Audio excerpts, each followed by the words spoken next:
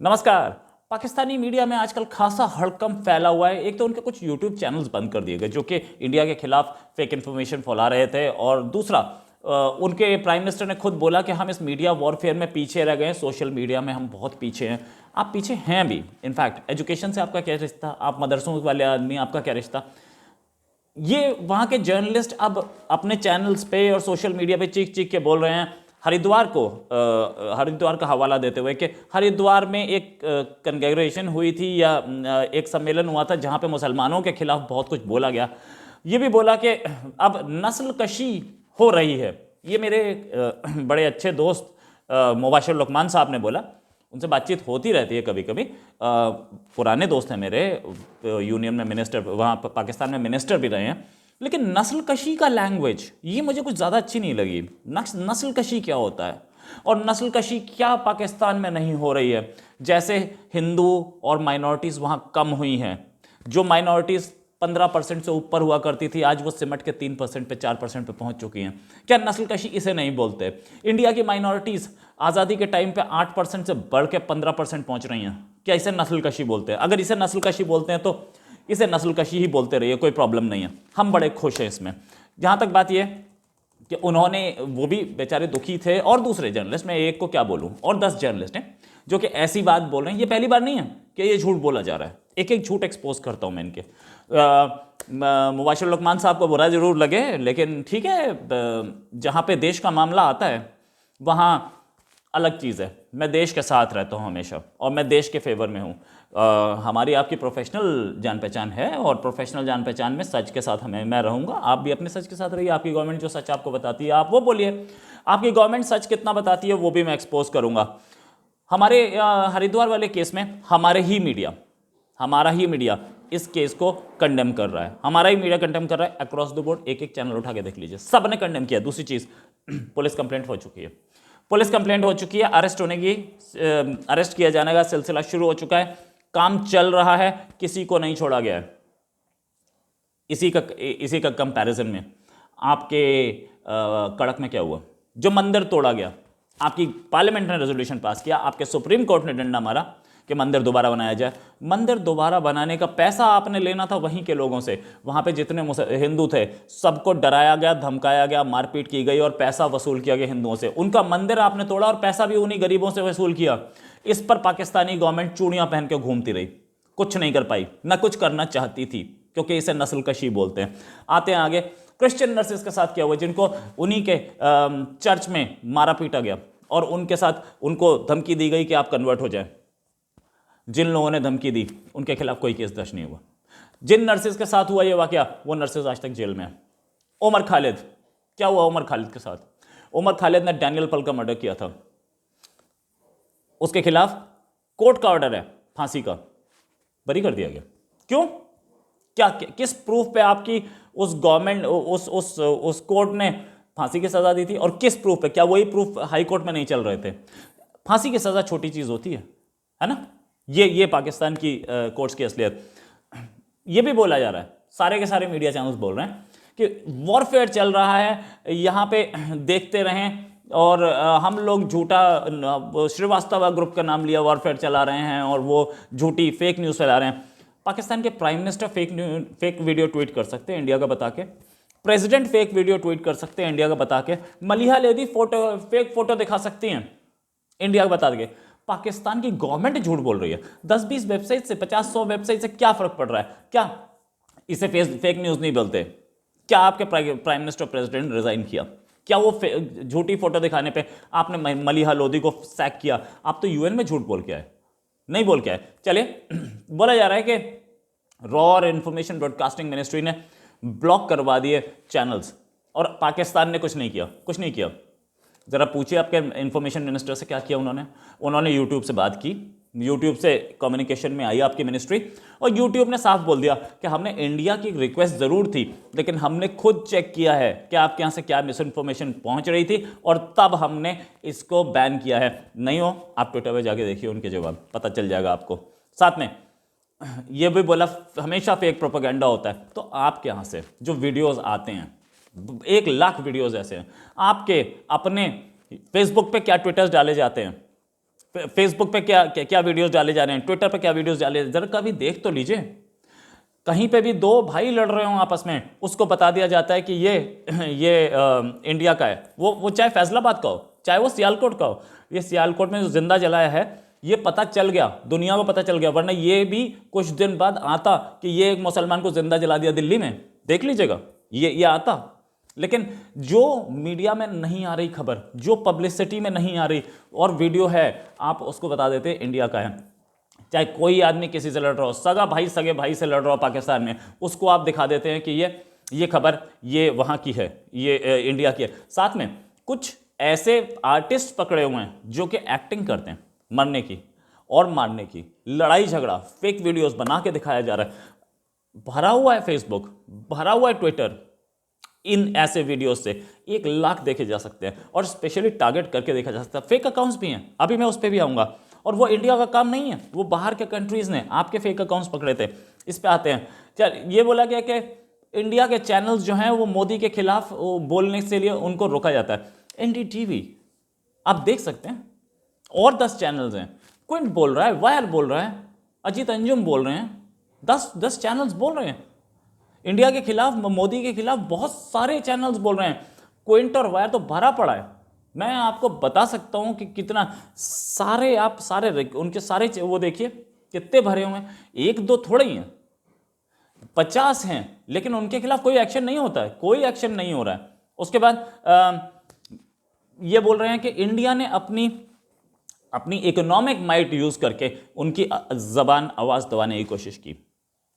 सच बताऊं, इंडिया के पास economic might है, और यूट्यूब के लिए इंडिया एक बड़ा मार्केट है, इसमें कोई शक नहीं।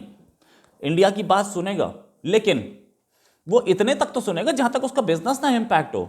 वो अपने बिजनेस से ज्यादा, उसके लिए बिजनेस ज्यादा इंपॉर्टेंट है। वो सारे पाकिस्तानी यूट्यूबर्स को नाराज नहीं कर सकता, ना वो करना चाहता है, ना वो इंडियन यूट्यूबर्स को नाराज करना चाहता है, ना वो इंडिया के यूट्यूब व्यूअर्स को नाराज करना चाहता है। उसको दिखा होगा, उसने अपने एनालिसिस की होगी। कई बार पाकिस्तानी यूट्यूबर्स खुद बताएंगे कि वो कुछ डालते हैं वीडियो, तो उसके ऊपर उस पर लिखा आ जाता है। मेरे अपने वीडियोस पे कई बार लिखा हुआ है कि इसको हम कंसिडरेशन में रख रहे हैं, हमारा आदमी देखेगा, इसे मैनुअल रिव्यू करेगा कि इसमें कुछ गलत है कि नहीं, इसमें कहीं फेक न्यूज़ तो नहीं है, या कहीं आप नफरत तो नहीं फैला रहे। और उसके बाद हम वो रिव्यू 5-6 घंटे लेता है। कई बार ऐसा मैंने देखा, 24-24 घंटे बाद जाकर के मेरे वीडियोस रिव्यू हुए हैं। लेकिन जब रिव्यू होता है, तो जब एक अकाउंट सस्पेंशन की बात है जिससे यूट्यूब कमा रहा है, उसको ऐसे ही थोड़ी सस्पेंड कर देगा यूट्यूब उसको ऐसे ही थोड़ी सस्पेंड कर देगा। यूट्यूब ने अपने लोगों को, जो एक हिंदी वाली टीम रखी है, उर्दू वाली टीम रखी है, उन्होंने सुना होगा, उसके सारे वीडियोस सुने होंगे, और उसके बाद उन्होंने एक्शन लिया होगा। यूट्यूब अमेरिकन कंपनी है, इंडियन कंपनी नहीं है, तो वो ऐसे कैसे कर लेगा? ये बहुत सोचने वाली बात है। और क्या पाकिस्तान ने इंडियन ट्विटर अकाउंट्स बंद नहीं कराए हैं? नहीं कराए। इंडियन ट्विटर अकाउंट्स बंद हुए। मेरा अपना पहला ट्विटर अकाउंट था ROZ शर्मा, वो आज भी है, बंद पड़ा है, उसे मैं ऑपरेट नहीं कर सकता हूँ। मुझे दूसरा, ये इंडिया जर्नो मेरा दूसरा अकाउंट है, उसमें उस समय करीब 20,000 ट्विटर के फॉलोअर्स हुआ करते थे, और आज भी मैं उस टारगेट को दोबारा टच नहीं कर पाया हूँ। लेकिन क्या है, क्या वो अकाउंट बंद कर दिया क्योंकि मैं एंटी पाकिस्तान डाल रहा था, पाकिस्तान के झूठ एक्सपोज कर रहा था, इसलिए बंद किया गया। और मेरे नहीं, कईयों के बंद किए गए, बहुतों के बंद किए गए। बहुत सारे इंडिया के जितने जर्नलिस्ट हैं उनमें से, मतलब एक चंक है जिनके ट्विटर अकाउंट्स बंद किए गए थे पाकिस्तान की वजह से। तो ये कहना कि इंडिया ये काम कर रहा है, सॉरी, मेरा अकाउंट 3-4 साल पहले बंद हुआ था, और वो आज तक दोबारा स्टार्ट नहीं हो पाया। मैंने बहुत बार बोला ट्विटर को, नहीं, उन्होंने बोला इस पर कंप्लेंट थी, बंद कर दिया। इससे आगे आते हैं ट्विटर की डिसइंफो लैब। ये बोला गया कि डिसइंफो लैब में श्रीवास्तव ग्रुप 15 साल से चला रहे थे ऐसे डिसइंफो। अरे मलिहा लोधी कितने साल से चला रही थी, एक जगह पकड़ी गई हैं, 50 जगह उन्होंने स्टेटमेंट दिए थे। और आपके जो ISI की तरफ से जो कॉल सेंटर्स खोले गए हैं वो क्या करते हैं? और दूसरे आपका जो आपने डोजियर दिया था, उसमें आपने बोला था कि अफगानिस्तान से टेरर आता है इंडिया में, आतंक आता है इंडिया में, और सॉरी पाकिस्तान में अफगानिस्तान से आतंक आता है, और हम वहां जाकर के ठीक करना चाहते हैं। अब तो आपकी गवर्नमेंट है ना, अब आतंक कैसे आ रहा है, कहां से आ रहा है, कौन भेज रहा है? अब आपकी अपनी गवर्नमेंट वहां बैठी है, वो तो आप ही के साथ बॉर्डर पे आप ही के सैनिकों को मार रही है। अब तो आप नहीं बोल सकते ना अब भी बोल दीजिए कि इंडिया ने करवाया, रॉ की साजिश है। ये सब रॉ की साजिश जो आप बोलते हैं। ये भी बोला गया कि इंडिया ने झूठ बोला कि 27 फरवरी को जो बालाकोट के बाद एयर स्केमिश हुई उसमें एक F-16 गिराया इंडिया की तरफ से, ऐसा बोला गया। ये झूठी खबर थी। तो मैं इसमें अब क्या बोलूं? आप लोग अपने प्राइम मिनिस्टर से पूछना नहीं चाह रहे हैं कि भाई वो आपने कैसे बोल दिया 2 प्लेन। आप अपने DGISPR से पूछना नहीं चाह रहे हैं कि आपने कैसे बोल दिया 2 प्लेन। और पूछेंगे कि कैसे? आपके एक जर्नलिस्ट हैं, शायद आपको उनका नाम ना पता हो, मैं बता देता हूँ। उनका नाम है हामिद मीर। उन्होंने एक बार सेना पे उंगली उठाई थी, आर्मी पे, बोला बहुत कुछ था। उनका क्या हुआ? आज वो सिनेरियो से गायब है, आज वो पिक्चर से गायब हैं, आज वो दिखते नहीं दोबारा। और उनके सारे शो बंद करा दिए गए। धमकियां इतनी दी गई कि उन्हें माफी मांगनी पड़ी। आपकी आर्मी के खिलाफ कोई बोले तो, और ISI आर्मी के अंडर ही चल रही है। ये तो अभी फैज अहमद वाले केस ने बता दिया कि ISI किसकी कमांड में चलती है। एक और वीडियो आया था, आपका ऑफिशियल वीडियो आया था, ऑफिशियल वीडियो, ये कि इंडियन सबमरीन को जो घुस रही थी पाकिस्तानी स्पेस में, उसको वापस भगाया गया। वीडियो आपका रिलीज था। वीडियो में वो दिख रहा था 300-400 किलोमीटर दूर सबमरीन पाकिस्तानी स्पेस में कैसे घुस सकती थी वो? पाकिस्तानी स्पेस कितना दूर तक आता है? इकोनॉमिक जोन तो पाकिस्तान का और इंडिया का कई जगह पे कोलाइड कर रहे हैं, तो वो पाकिस्तानी इकोनॉमिक जोन से सबमरीन जा सकती है। ये आपने नहीं बताया। आ गई थी, ठीक है, और उसे वापस भगाया गया। ये किसने बोला? आपने बोला? किसने बताया? पर वो अपनी सबमरीन हो सकता है अपनी मर्जी से खुद निकली हो। आपके पास कोई ऐसा वीडियो है कि आपके शिप वहां गए थे, उसको काउंटर कर रहे थे? सिर्फ एक सबमरीन तैरती हुई दिखा दी जिसमें किलोमीटर कहीं दिख रहे थे, तो इससे आपका झूठ पकड़ा गया। खैर एनीवे, आपका एक और ट्विटर अकाउंट था पाकिस्तानी का, पाकिस्तान से ऑपरेट हो रहा था। ये ट्विटर अकाउंट जो था नोरा बिन फैजल के नाम पे बनाया गया था, जो कि एक प्रिंसेस है सऊदी अरेबिया की, और इंडिया के खिलाफ प्रोपेगेंडा हो रहा था। ये प्रिंसेस सऊदी अरेबिया की जो है, इन्होंने खुद उस अकाउंट को ढूंढ के निकाला कि मेरे नाम पे कौन एंटी इंडिया प्रोपेगेंडा फैला रहा है, और उन्होंने ट्विटर से कंप्लेंट की और उस अकाउंट को बंद कर दिया गया। इंडिया की नहीं थी, इंडिया ने नहीं बंद कराया था ये पाकिस्तानी अकाउंट। ट्विटर ने बाद में क्लैरिफिकेशन दी इस पर कि ये पाकिस्तान से ऑपरेट हो रहा था, ये तो सऊदी अरेबिया से हो ही नहीं रहा था, और उसको सऊदी अरेबिया की प्रिंसेस ने बंद कराया। एक और अकाउंट जो पाक फौज नाम से स्टार्टिंग में आया था, उसके बाद उसने अपना नाम चेंज किया, मोना बिन्त फहद अल सैद। ये मैडम जो हैं, ये ओमान की रॉयल फैमिली की मेंबर हैं। ये भी एंटी इंडिया प्रोपेगेंडा कर रहा था। तो ये जो रॉयल फैमिली की मेंबर हैं मोना जी, इन्होंने कंप्लेंट की ट्विटर से कि मेरा नाम से एक अकाउंट खोला हुआ है जो कि एंटी इंडिया प्रोपेगेंडा कर रहा है। तो उनकी कंप्लेंट पे ये अकाउंट बंद किया गया। ऐसे 500 अकाउंट है, लेकिन मैं बड़े बड़े बता रहा हूं क्योंकि ये प्रिंसेसेस हैं और ये पब्लिक फिगर्स हैं और ये बड़े लोग हैं, इनके अकाउंट को करोड़ों लोग फॉलो करते हैं, इसलिए। तो ये क्या इंडिया ने किया था? नहीं। अब आपके मिस इन्फॉर्मेशन से दूसरी दुनिया के लोग भी परेशान हैं, आपके अपने मुस्लिम उम्मा के लोग परेशान हैं, आपके अपने मुस्लिम उम्मा के लोग आपके ट्विटर अकाउंट्स बंद करा रहे हैं। हमारी क्या गलती है उसमें भाई? हम भी कुछ कंप्लेंट करेंगे, ज़रूर है। आपका तरफ से फेक न्यूज़ आएगी तो हम कंप्लेंट करेंगे। जब प्रधानमंत्री मोदी ने, कोरोना स्टार्टिंग में आया था, तो बिजली रात में कैंडल और दिए जलाने की गुजारिश की थी और लोगों ने जलाए, पूरे कंट्री में लोगों ने जलाए। उसको पाकिस्तानी ISI ने ट्विटर पे ऐसे क्लेम किया, इतना बड़ा ट्रेंड चलाया कि इंडिया में पावर ग्रिड फेल हो गया है। ये रिकॉर्ड्स पे सारा कुछ जो मैं बोल रहा हूं। इंडियन मिशन, परमानेंट मिशन जो न्यूयॉर्क में यूएन में, उसने ट्वीट भी किया था कि पाकिस्तान की तरफ से नफरत भरा प्रोपेगेंडा चल रहा है और हम इस पर एक्शन लेंगे। ये इंडिया ने पहले बता दिया था, ऐसा नहीं था कि इंडिया ने पहले बताया नहीं था, आपके ऊपर सडन अटैक आया। ये इससे आगे मैं आपको और बताऊंगा। जब 370 हटाई गई थी, वैली में कोई गड़बड़ नहीं हो रही थी, वैली में सब कुछ नॉर्मल था। पुरानी वीडियोस निकाली गई, पुरानी वीडियोस निकाल के ट्विटर पे डाली गई, यूट्यूब पे दिखाई गई कि ये देखिए वैली में मास डिसरप्शंस हो रहे हैं और लोग प्रोटेस्ट कर रहे हैं, जबकि उस समय वैली में सब शांत था और कोई आदमी घर से बाहर नहीं निकल रहा था। उस समय बोला गया था प्रोटेस्ट, जब कोई आदमी घर से बाहर नहीं निकल रहा था। उस समय करीब 5-10 दिन के लिए बिल्कुल सिचुएशन टाइट की गई थी, किसी को बाहर निकलने की इजाज़त नहीं थी। उस समय का प्रोटेस्ट किसी और के प्रोटेस्ट, किसी और का वो। और उसके बाद 1.5-2 साल तक Pakistani journalist on air, TV पे, कैमरे पे, हर जगह ये बोलते रहे। मेरे सामने, मेरे साथ जो डिबेट्स हुई उसमें बोला गया कि कश्मीर में कर्फ्यू लगा रखा है 2 साल से। कर्फ्यू लगा रखा है, इलेक्शन हो गए, इलेक्शन होने के बाद कर्फ्यू कैसे हो सकता है? ये जो बोलते कहते हैं कश्मीर में तशद्दुद हो रही है, पाकिस्तानी झंडे में लिपट के जाते हैं, वहाँ के वो जो लोग मारे जाते हैं आतंकी, अरे आतंकी तो पाकिस्तानी झंडे में ही जाएगा, तो और का कहाँ जाएगा? आतंकी तो पाकिस्तान का, आतंकी अपने आप को पाकिस्तान का नेशनल समझते हैं। अब वो नहीं बताते, जो हमारे अभी हाल में जो पुलिस वाले मारे गए वो इंडियन झंडे में गए थे, वो नहीं बताते। और औरंगजेब जो कि बड़ा बहादुर पुलिस वाला था, जिसने सीधे सीधे आतंकियों को, जिन्होंने उसे अबडक्ट कर रखा था, उनको गाली दी थी, कैमरे पे था, वो इंडियन झंडे में गया था, वो नहीं बताया गया। वो भी नहीं बताया गया कि इंडियन आर्मी ज्वाइन करते हैं इतने सारे कश्मीरी, वो भी नहीं बताया जाता।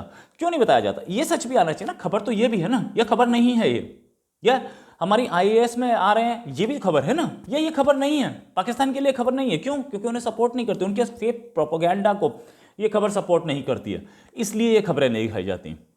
तो वो जो जर्नलिस्ट हैं जो कि एक चीज़ दिखाने में लगे हैं कि इंडिया फेक न्यूज़ चलाता है, फेक न्यूज़ कौन चला रहा है? इंडिया चला रहा है या पाकिस्तान चला रहा है? आपने एक पूरा डोजियर दिया था कि पाकिस्तान में जो टेरर आ रहा है वो अफगानिस्तान से आ रहा है और इंडिया वहां से टेरर फैला रहा है। आतंक तो आज भी आ रहा है ना, तो वो डोजियर का क्या हुआ? आज कौन भेज रहा है? अगर आपका वो डोजियर सही था तो वो आतंक बंद हो जाना चाहिए था।